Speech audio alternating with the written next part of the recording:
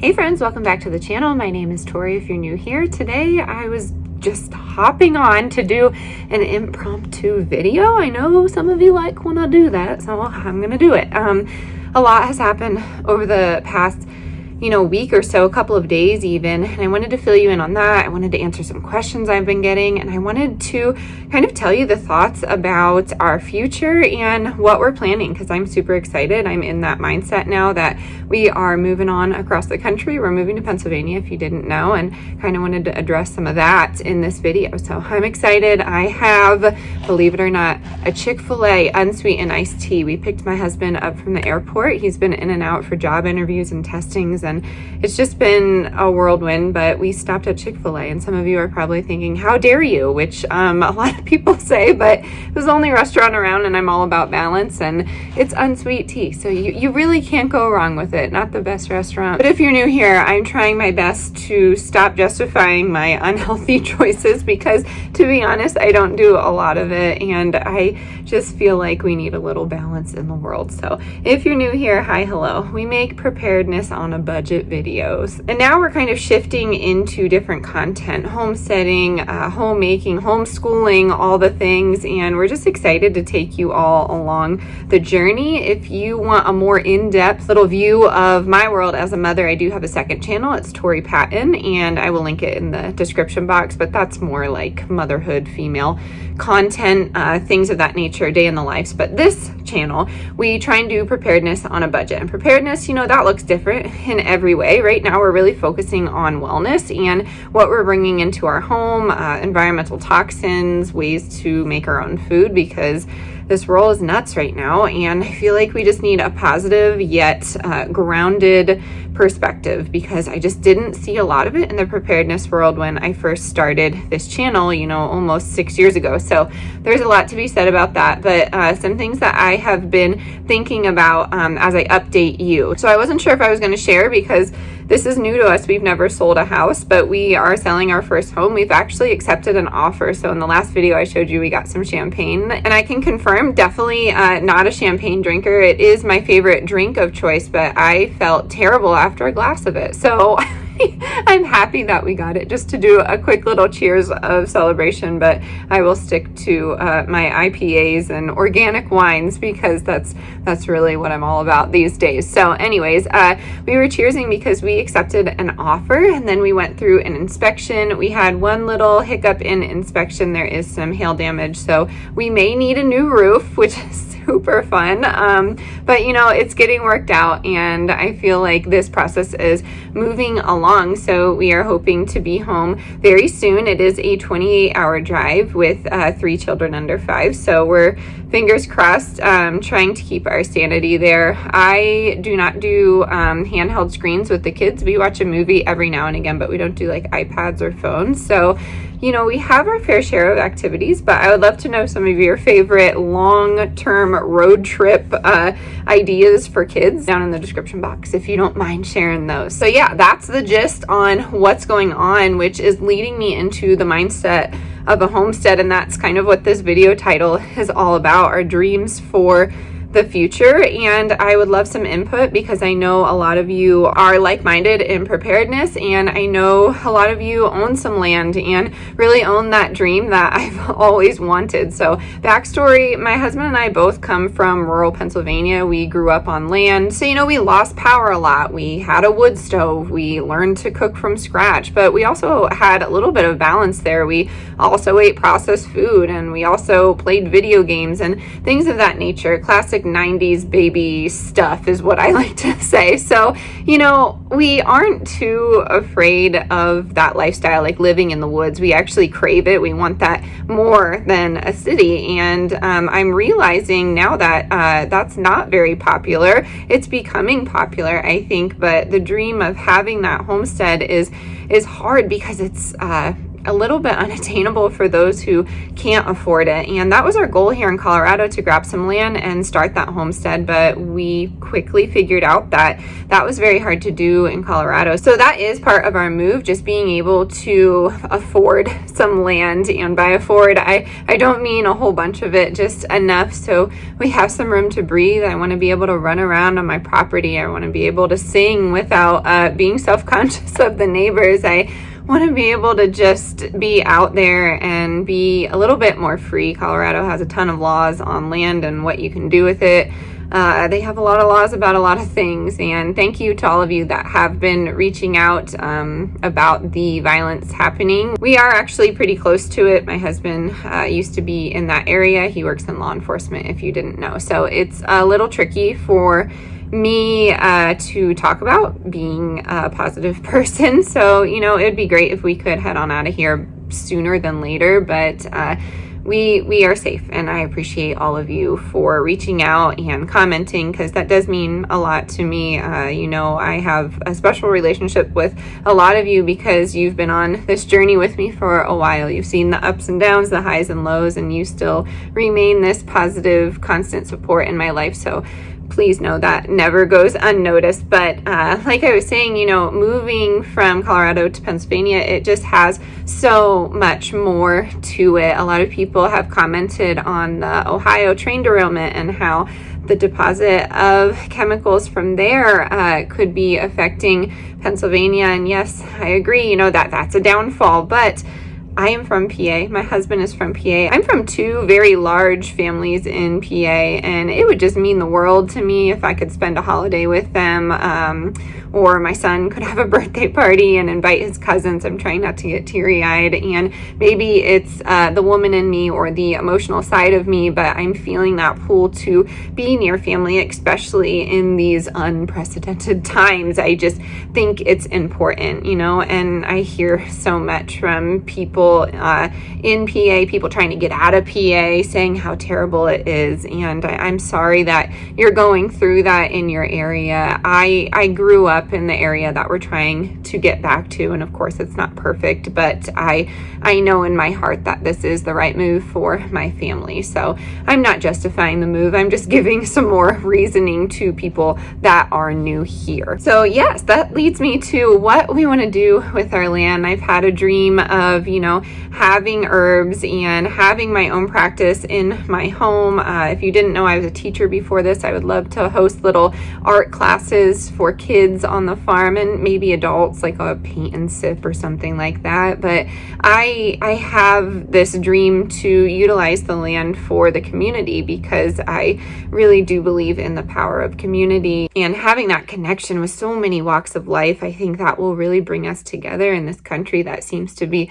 so divided, and I of course contribute to the divide just like all of us, but it's never my intention. I try my best to keep a neutral, level-headed mind. So it's hard for me to see some of, you know, the negativity in the world, but I've talked about that a few videos back, and I'm just trying to still keep my heart on my sleeve. I think it's important to have some of us feel things, and it's okay to let people feel things. Those are those empaths that we need in the world, and I'm proud to be one of those people. So those were a few goals of the land itself. And then the third goal, which is something that may take a bit longer, is to have a community garden, not for people to come and garden, but a garden for myself to grow crop for the community. I would love to have a food bank that I could donate all of my crop to, or maybe even just a farm stand where I could give away some of my produce. And then maybe, just maybe, because my favorite movie is Practical Magic, I've been dreaming about this since I was a little girl. I would love to have some sort of brick and mortar apothecary. I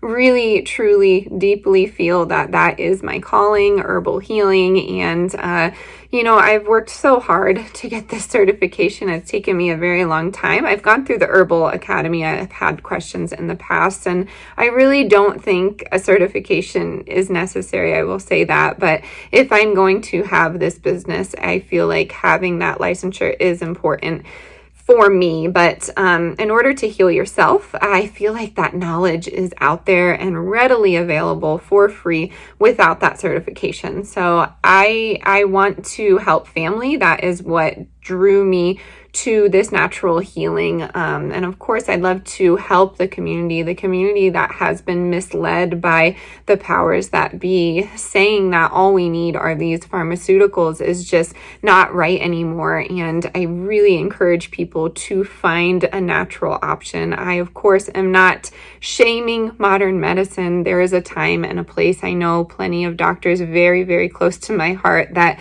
truly do have a good heart and have the best interests for their patients, but I feel it's so important for alternatives to be offered. I find it so shocking to see in the pharmaceutical world and the medical world how much money is involved and who is profiting, because it's really not the people that are sick. And I think that's really sad, and it takes a little bit of digging to find that information. So that is the goal. That is the dream of it all. I, of course, said that I encourage myself by healing family, but really what drew me to this lifestyle of questioning everything was my own daughter, who was injured by something that I can't say on here or someone's going to come flag me, but essentially she got the diagnosis of Guillain-Barré when she was 1 year old. So she lost her ability to walk, talk, sit up, swallow, breathe eventually. And it was terrifying. And I was frozen. I didn't know what to do. I didn't know what could cause this. And each doctor had the exact same verbiage. The timeline doesn't add up. I, for one, know in my heart that the 9-month schedule caused this and continues to cause things that she will have for the rest of her life. She is amazing. She's a miracle fighter, but at the same time, I wish I would have had the knowledge that I do now to make better informed choices. And that really was the direction of the channel in the last year or so, to start talking about that in a more positive, logical way instead of these heated, debated arguments. I, of course, think that everyone should do their own research, but oftentimes we find this research and we think it's factual when in fact it's not. You really do have to follow the money. I say that all the time, but you have to see who's sponsoring these studies, and you have to see who's conducting the studies, who they're conducting them on. And I think you will see a lot of things unfolding, and hopefully that gets exposed depending on who is elected to run this country, but I'm not going to go down that rabbit hole. So that is the dream. That is the dream of the land and the home. Hopefully in Pennsylvania we're lucky because the land, I'd say, is easy to find. The land with a dwelling that's affordable might not be. And depending on what area you're looking in, of course, things are going to vary, but I would love to have the ability to be off grid. I would love to know a little back history of the property itself. I'd love to know about the water. I would love to know if it was sprayed with pesticides before we got there. It's not a total deal breaker for me. You have the ability to heal the land if you own it, but there are a lot of elements that are going to go into making that decision. So that's kind of where my thought process was for this video. I'd love to know some of your tips, tricks for that. If you are in the same boat as me and you have done some research, I'd love to know that as well. So right now, tentatively for animals, let's start there. I would love some chickens and ducks. I favor ducks more than chickens. I just feel that they're a better bird for the garden. My ducks at least did not chew up the garden and they were able to fertilize it. They're fun to watch, to be honest with you. Duck eggs contain 9 grams of protein versus 6 with a chicken. They have better minerals and vitamins in there for a postpartum mother. I'm not saying anything about the future. We have very full hearts with the 3 that we have, but we love children. So you never know, if we can have things that will nourish our hearts and minds and bodies on the homestead, that will be great. So birds, that's what I'd like to do. If you know me, you know I talk a big game about animals because I love them. I was plant-based, vegan, vegetarian for 17 years of my life, and I deeply love them, but I know now that I can exist with them and still eat them and still love them. I know that's a very hard concept for a lot of people to wrap their head around, but I do believe that every body is different, and my body was depleted. I talk about that often on the channel, and eating meat and really focusing on non-processed foods really helped me, and I do believe that is the thing that the vegan and carnivore community have in common. I know those are just two diets, but the main factor is processed foods. If you cut that out, you're gonna feel a little bit better, if not a complete 180. I promise you that. Just try it for a week and try your best to eat whole, clean foods. I know it's hard. I say I'm 80-20 all the time as I sip on my Chick-fil-A unorganic iced tea. It's a lot. It really is. Once you start digging deeper and jumping down that rabbit hole, I did it blindfolded. I just felt like I needed a complete change, and that's how my brain works, and we went from there. So my husband was pretty sick of me for a few months there, reminding him about every toxin that we're encountering, but him and I are on the same page. We work as a team. We've been together for so long. The ebb and flow works, and I feel like it's important to find that in a partner as well, but not talking about that. We're talking about the homestead. So moving on from ducks and chickens, I don't know. I can't tell the future. I don't know if we will be raising any animals to consume, and I know that's hard for some of you because that's a big suggestion that I always get, but I don't know if I'm there yet. I was raised in a fishing and hunting family, so we have access to that if we need to, and my husband is going to get into that as well, but I personally, I don't think I can do that, but never say never. So that leads me to my next animal. I'd love to get a few sheep. I think they're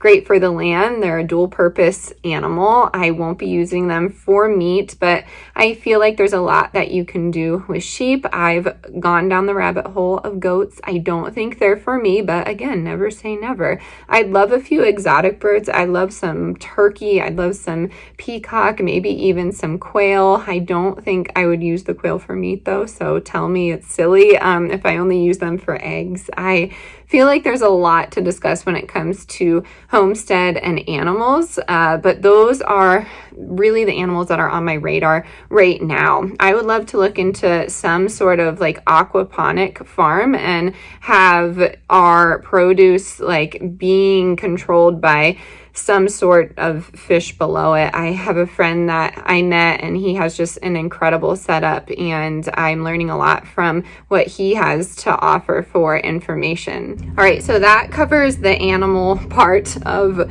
future plans for a homestead. I know this is going to be all over the place, but that's how it is when I jump on here. Let's talk about crops. I have gone over my survival garden. I feel like that's a good place to start for people that want to have crops that will sustain them and will be helpful in the future if you need to be prepared. So potatoes, big staple for me, and I've been saving seeds from my garden. If you want to see a video on that, I'm actively doing that because we are leaving a full growing garden to the new owners who actually love to garden. So that's amazing to hear that. That was one of my I don't know, wishes that someone would actually like to garden and that they wouldn't demolish it.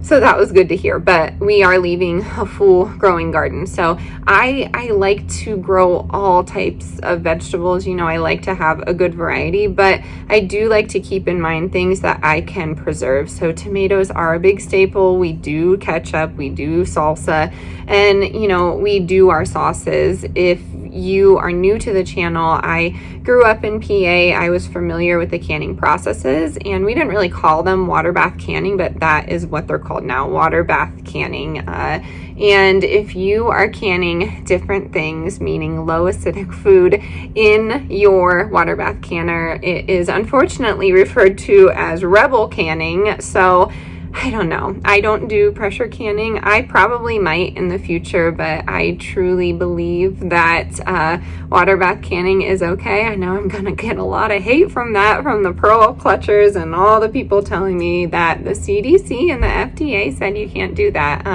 I have done it. I've consumed canned food that you're not supposed to can in a water bath canner. But of course, do your own research and really think about things that are going to sustain you. I last year did some sort of like curried apple with cabbage, and we really didn't like it. And we had so much of it, so we were giving it away, which is fine, but I really want to focus on foods that we're actually going to eat. So tomatoes, potatoes are big ones. I love to do canned beans, taking dry beans and putting them into the can because they are easy meals. I love meals in a jar, so that's like a meat, a potato, and what have you. Canned soups are a good one. And then I also like to do apple pie filling, you know, a classic, and canned peaches and things like that. So I feel like there's a lot that you can do when it comes to food preservation, and I keep that in the back of my mind while I'm planning my garden. Does my garden always go to my favor? No, I think I've explained that in my last couple of videos. You know, I talked about why my garden might be looking the way it looked, and it sparked a lot of conversation. It is my most viewed video to date, and wow, yeah, my heart goes out to all of you that subscribed after that video, because I was coming in, you know, just like this. I didn't have a plan, and I wasn't sure where I was going with it, but I knew out there in my heart that someone else was experiencing what I was experiencing. And I think it has over 2,000 comments, basically, we'll say 1,700 basically explaining and experiencing the same thing, and then the other 300 were just mean, or they liked my sweatshirt, which is totally great too. But anyways, I really keep preservation in the back of my mind when I'm planning the garden. A lot of people have said you need to grow in a polytunnel, and maybe I'll do that, but I do have a few requests for the home, and one of them is an attached greenhouse. They do exist. Again, probably not a deal breaker if we find a property, but I'd love to find one with an attached greenhouse. I see them all the time on Realtor, so fingers crossed that we find that. If not, we shall build one. But I'm still going to do a variety of gardening. I'm still going to filter my hose water in hopes that that will help, and you know, we'll go from there. And I did have questions on the filter, and I did want to address this. My hose filter and my water filter, a lot of people saying that it's in a plastic tube, and the filter itself is in a plastic tube, so you're filtering through plastic. No, I understand where that confusion is. The plastic tube is around the filter itself, but the filter itself is a carbon block, and that's the same with the hose filter. The hose filter is a little bit more in depth. That's more of carbon particles, which I don't really like, but it was inexpensive, and I felt like that was a good budget-friendly hose filter for everybody. You get two for like $15 or something. But yeah, the water filter that was sent to me by Epic Water Filters, it's linked in the description box. A lot of people were saying that that cancels it out. If I could afford a glass water filter, if they exist out there, water filter itself, not the vessel that the water's stored in, then yeah, all the power to me. I could do that. I cannot afford a Berkey filter either, and I've had a few sent to me that are in the metal, but they say that they're made in the USA, which they're not actually. They are made in foreign countries where the testing for metal is not the same, and all they have to do is just put on something that they made in the USA to make it say that it's made in the USA. So I was super disappointed with that brand. I no longer rep them. If you want to know the name of them, you can absolutely email me and I will tell you, because I did not have a fun experience with that brand. I used to, but they have since switched a few things. So anyways, I'm not here to talk bad about everyone, but sometimes it comes out.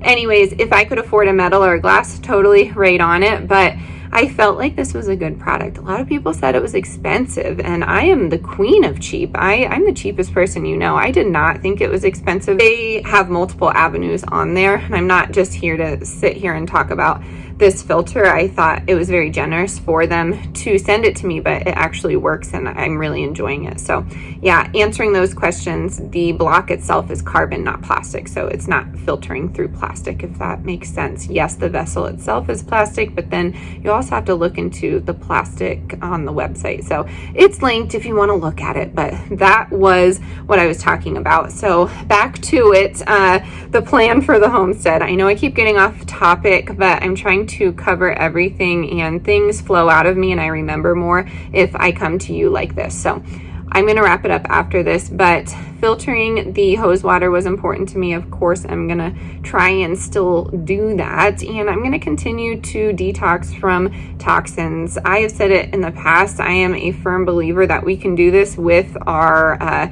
way of eating and our exercise, but there's just too many toxins in our environment, and I supplement, and I think that's okay. So my supplements are always down in the description box, but currently I'm taking chlorella, I'm taking beef liver, and I'm taking mushroom immunity, and I bundle those items under the brand Perfect Supplements, and I get 20% off, and then you can use my code and get like $10 off. I like the Perfect brand because it was working for me. I took them for a consistent 4 months, and then I became an affiliate brand partner. That way I could get money off for you, and it was a brand that I guinea pigged myself for. So I like them because they test for heavy metals and they test for glyphosate, because a lot of times a lot of supplement companies are out there saying that they do that, but you're taking this supplement that's actually not tested in the US for those items, and you're really just creating, I don't know, some sort of negative for yourself because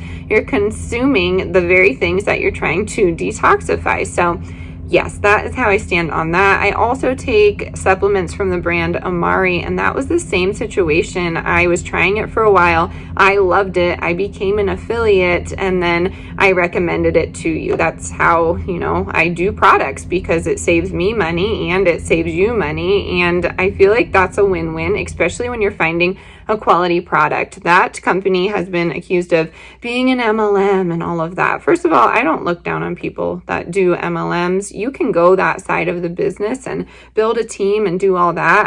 I'm not that type of hype girl or girl in general. Again, I'm not downing it at all. If you want to go that route, you can, but please know that I am just an affiliate for these companies. I make a small commission, but I can also give a discount code off because I get so many questions about these things on the channel. I'm always on the hunt, and I like to rep things that I've tried for a while. I, of course, have not been perfect in the past, but this platform has given me so many opportunities. And if you've ever wanted to start on YouTube, don't expect to make millions immediately. I am very, very far from millions. I'm at ground zero, but I felt like I had an unrealistic, idea of what would happen with this. I started a channel not even knowing that you could make money with it, but I kept going, and then I realized that you could. So I just kept pushing, and I've been on this platform for 6 years, and I love where the community is at right now. But I'm not gonna lie, it's a lot of work for little to no return financially. I'm loving the relationships that I have built and really the connection that I have with some of you, but financially there's not a lot of return. But as a stay-at-home mom, I get to make these videos and edit them on my own time. Sometimes I'm interrupted, but I don't have anyone that I'm, calling to. I don't have a boss. I'm my boss. And I guess I live to serve myself and my family, but at the same time, I do have community in these videos. So it's hard to, go a week without posting or edit these videos to be perfect every single time because I'm a flawed human, but I know I'm still loved. So I did want to say that. I wanted to make the disclaimer before anyone calls me out for talking about products, because at the end of the day, that small little bit helps us more than you know. I know you hear this from a lot of creators, but I promise you I will never recommend a product that I haven't tried, that I haven't guinea pigged myself about. So yes, that is another plan. That's another dream of the homestead, just continuing to detoxify, because no soil, no part of this country is going to be perfect. And then, lastly, I would love to have my own water source, and I would love to have space in the home to make it homey. So I would prefer to have not so much an older home, but not a new build. I just hear so many issues with some of those new builds, and I hear a lot about the companies and the construction construction companies that own a lot of these communities, and you know what is really driving them at the end of the day. So that is something I'm trying to steer away from, but again, I don't know what the future holds. So I hope this video was helpful. I hope it offered some more clarity about what our plans are, but still keeping in the back of our mind that we are, you know, making personal decisions. So it's hard to really answer some of these questions without giving away a lot of our personal family, like vulnerable decisions. So thank you for being here. If you're new here, I would love it if you hit the subscribe button. We do sit down videos like this. We're all over the place with content, but let me know if you want to see some of those seed saving videos and give me some ideas. I am always for ideas. I would upload every single day if I had an idea, but that is how my filming and editing goes. I just kind of go with what's working that morning. Whenever I try and plan something out, it doesn't work for me. So cheers to you. As always, stay adventurous, stay creative. Bye, y'all.